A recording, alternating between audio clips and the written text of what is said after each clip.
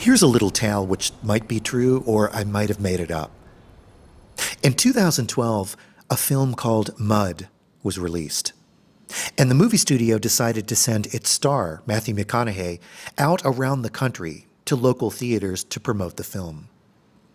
At one such theater, he was approached by the guy whose job it was to hang the gigantic letters on the marquee out front announcing the film's title. The guy said to Matthew McConaughey, "Mud was my favorite film of the year." And McConaughey said, "Oh, thank you so much. We really were proud of the work we did with that." And the guy said, "Yeah, 3 letters. My favorite film of the year." We all need to have our egos checked from time to time. Just keep moving straight ahead. It's a bad idea to pick up a coin in a revolving door, believe me. That's the great thing about having kids. They didn't care about how many galleries I show with or how many museums I'm in. It was just, "Yo, toots, make me a waffle. Wait, take this booger. Now make me a waffle." It's hard to take yourself too seriously when you're wiping someone's boogers on a tree. I once overheard someone ask an Olympic athlete how far he got. And he replied, "To the Olympics." Geez, how much is enough? How high do we have to jump to get folks to pay attention? How many paintings do you have to sell and shows do you have to be in to be considered successful? The answer is none. It's a colossal waste of time comparing your insides to other people's outsides. Just showing up in your creepy studio every day, if possible, is enough. Success is too often confused with popularity, and you'll never get enough of that. True success is curiosity and effort, because they are the only things that other people can't take away from you. Sales may dry up, galleries may drop you, but curiosity and effort are yours alone. So show up, work hard, and be kind to people. We're all just one step away from that gigantic cosmic banana peel anyway. The act of kindness also reminds me of when I was a teenager. I used to write fan letters to the artists who painted carnival banners in South Carolina. I write fan letters all the time, and I love carnival banners. And a few weeks later, I got a reply in the mail. I opened it up, and it said, "Dear Brian, unfortunately, I don't give out my autograph. Sincerely," and and it was signed. I think that is so brilliant.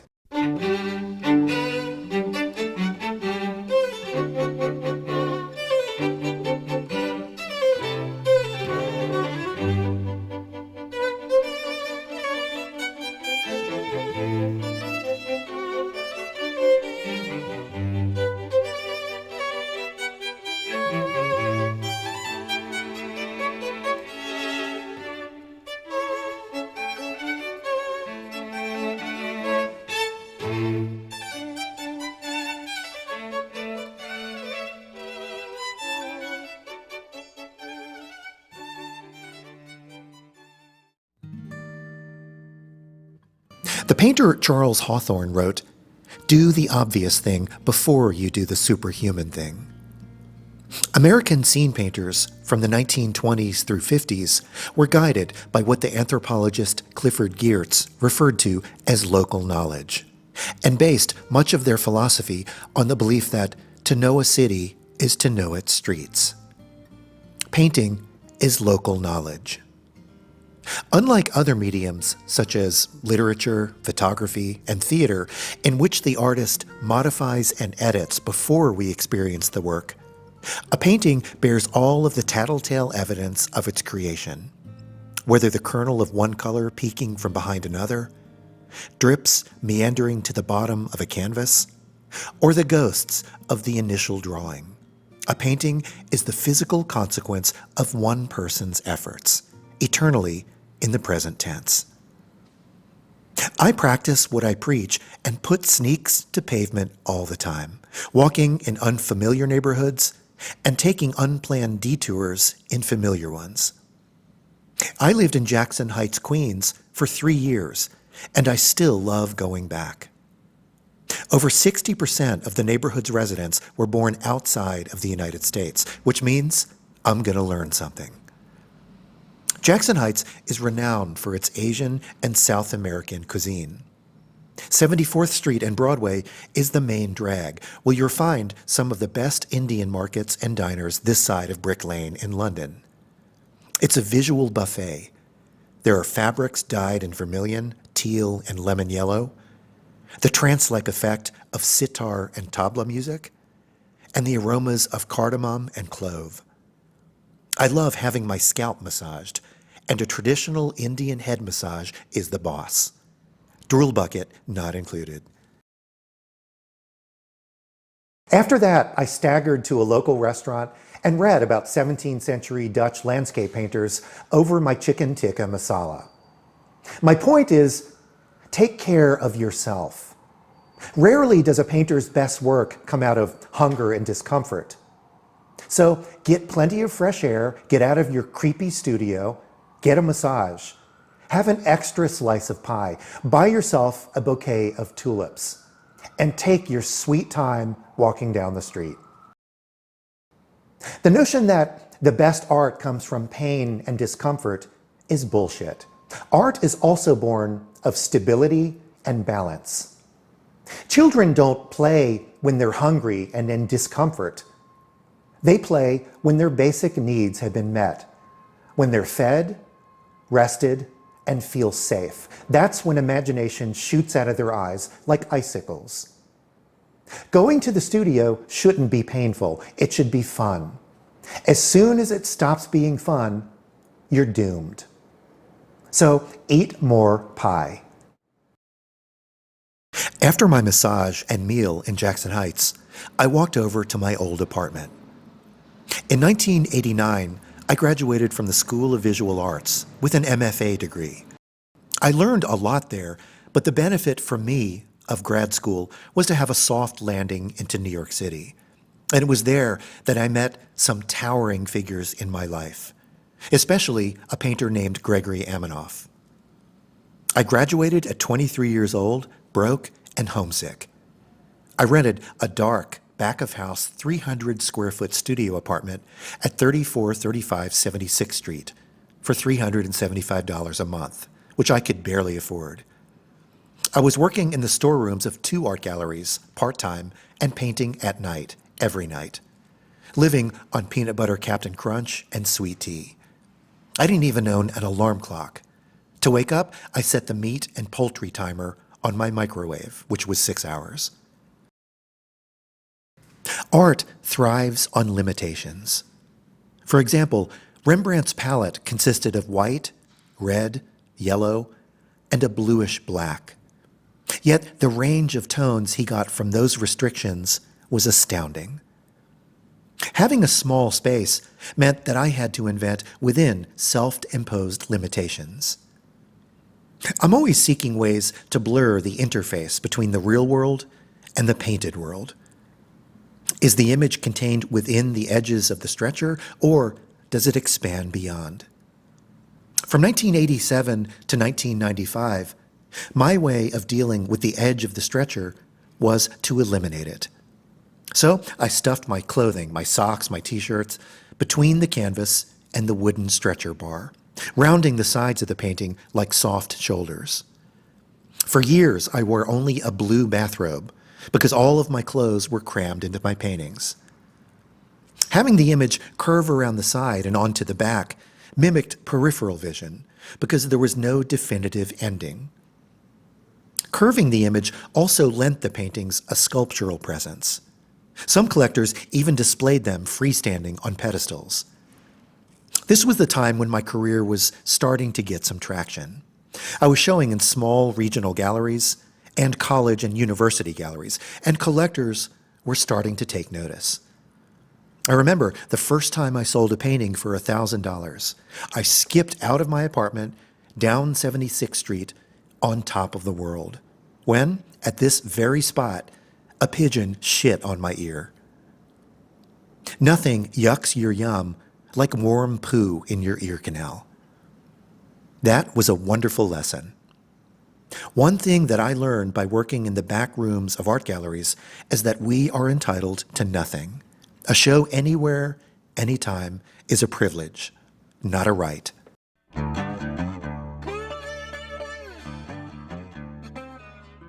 A few days ago, I opened my 85th solo exhibition. This one was here in New York City, and I was just as nervous as the first time I had an exhibition in our local firehouse in Myrtle Beach, South Carolina, way back in the 70s. I worry that I'll never be able to make another painting. And then I stick my finger in my ear and wiggle it in honor of the pigeon. I also carry around a laminated photograph of Neptune, my favorite planet, in my wallet to remind me of how insignificant I really am. Take your work deadly seriously, but don't take yourself too seriously. There is nothing worse than the serious artist. Every psychopathic axe murderer is serious. Whenever my mentor, the painter Michael Tyzak from the College of Charleston, would sense that I was getting too big for my britches, he'd call me on the phone and say, "Bry, guess who's been talking about you?" I'd say, "Who, Michael?" And he'd say, "No one."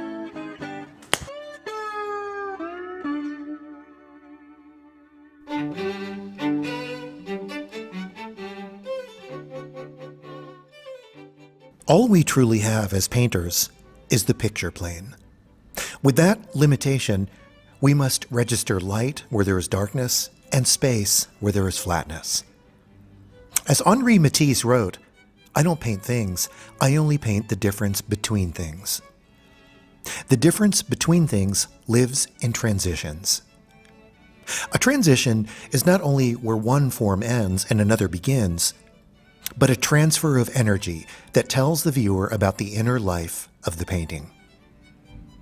A sharp conversion says something very different than a soft one. Thoughtful transitions transmit a feeling of cohesion to your viewer instead of a bunch of shapes arranged on a canvas. Horizontal movement is passive. Vertical movement is active. Diagonal lines suggest movement or the promise of movement. So if you boil these three orientations down to their essence, vertical is life, horizontal is death, and diagonal is everything in between. Explosive movement is when the energy is spiky and snappy, activating the entire field in momentum. A few transitional techniques might be to use your finger to rub one color into another. This looks positively animal. Hatching will also interface two areas, but in a more ordered and structural way, which refers back to the original flat surface. Think of Paul Gauguin. Blending with a wide brush will softly blur one color into another and give a sense of calm and luminosity. Since I don't really use linear perspective to suggest space in my paintings, I rely on stacking and compressing forms in shallow space. I learned this from studying Baroque and Mannerist painters who crowded the figures against the picture plane from a low vantage point. It still refers to linear perspective while allowing the figures to sustain power as they recede. If you can't get to a museum, then look at a tree. It's all right there. The branches overlap and compress as they move towards you.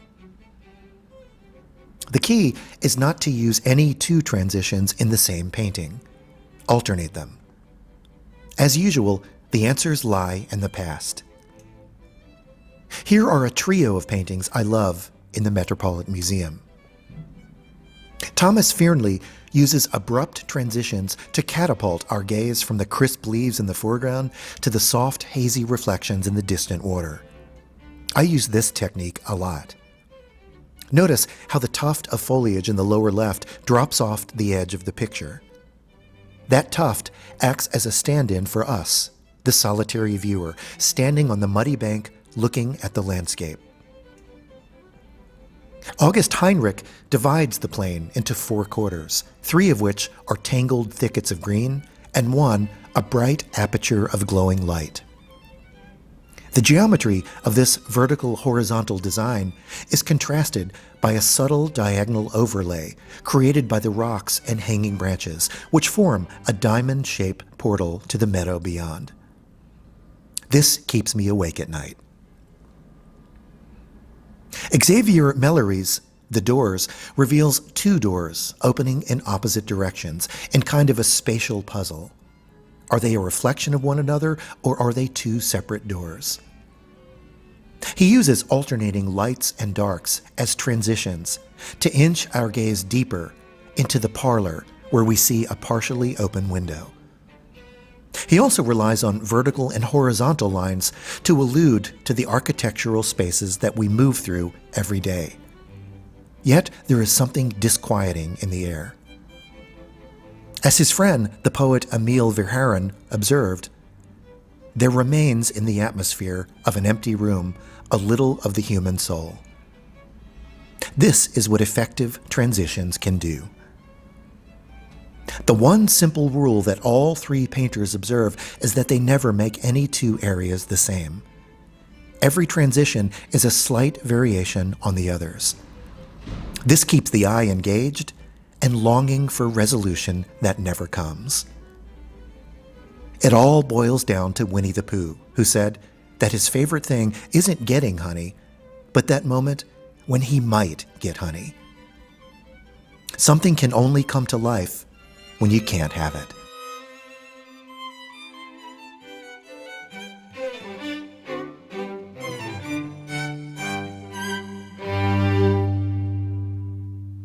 A poet once asked Robert Frost to come to his reading. Frost showed up, sat in the front row, and fell asleep.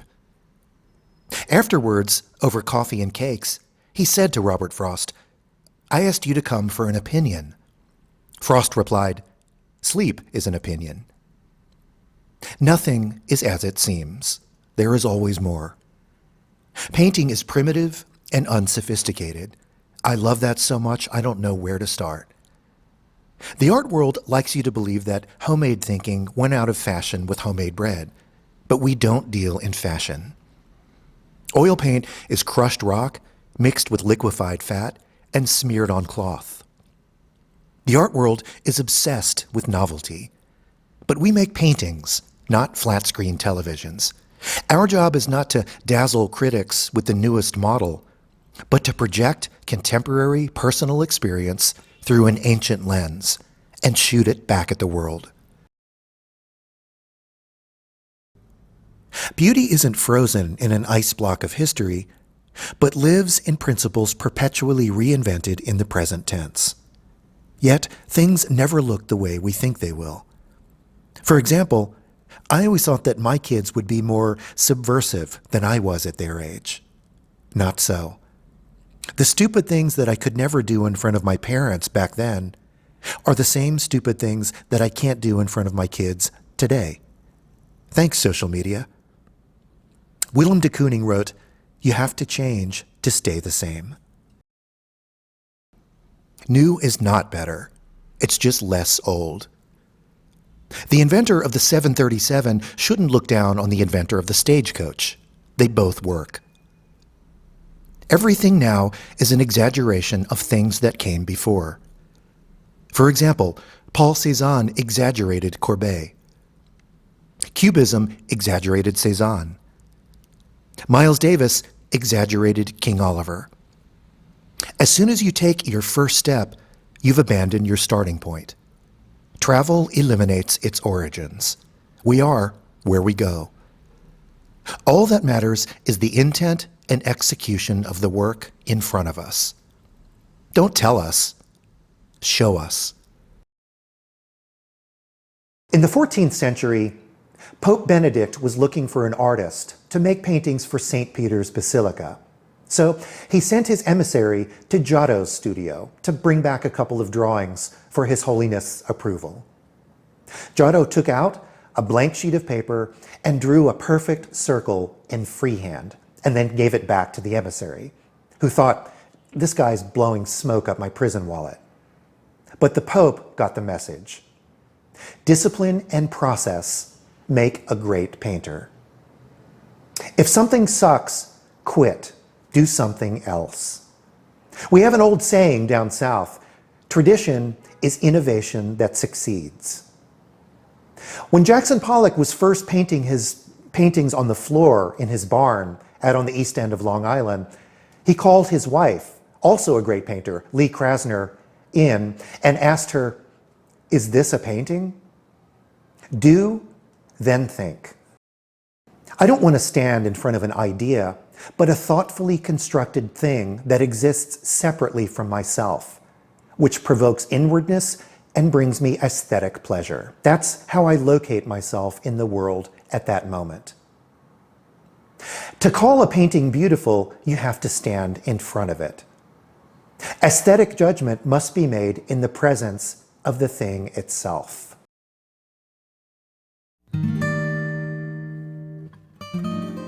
In his later years, Winslow Homer consummated a marriage to the ocean that lasted the rest of his life and ripples into the work of much American painting today, my work included.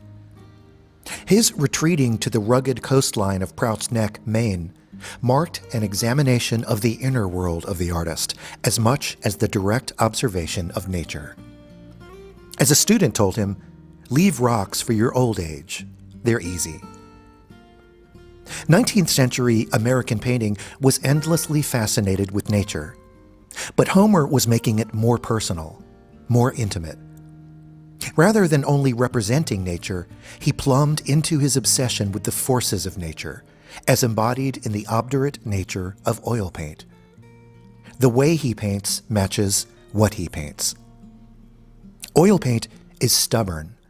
We wrestle with it, scrape it, drag brushes across it, and dilute it into vaporous veils of color. When you're looking at a Homer seascape, you aren't only seeing the ocean, but you're seeing yourself seeing. He makes you aware of yourself, standing in a room with a painting on the wall.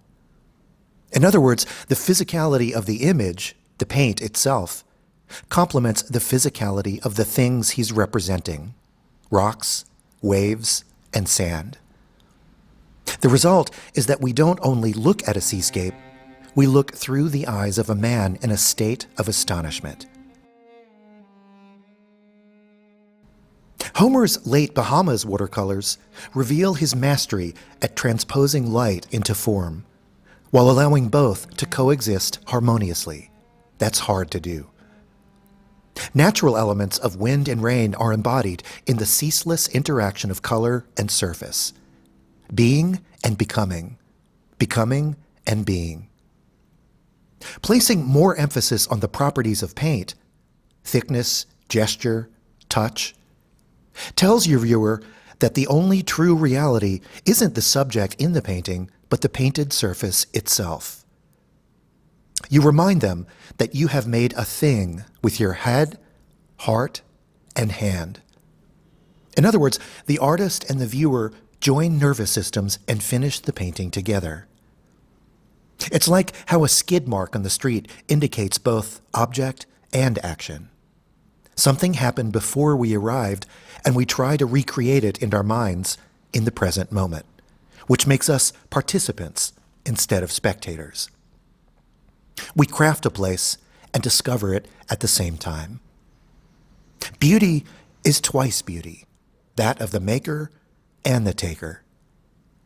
This is why artists serve a critical function in society. Life isn't a support system for art, but the other way around. Art shows us how to be human. We move through life broken in half, focused either on thoughts or bodily sensations. Rarely are we fully present in both. Art teaches us to be whole because it is whole. A painting is two things at the same time: a flat surface with little piles of color and a fictive world into which we expand our awareness. Creamy oil paint suddenly becomes the burr of wind across water. Scumbled brushstrokes suddenly transform into the folds of a cap. First, there is paint. Then there isn't. Then there is. Great painting should emphasize and withhold itself simultaneously, leaving behind only the painter's supremely felt presence. Painting answers one question: is life worth living?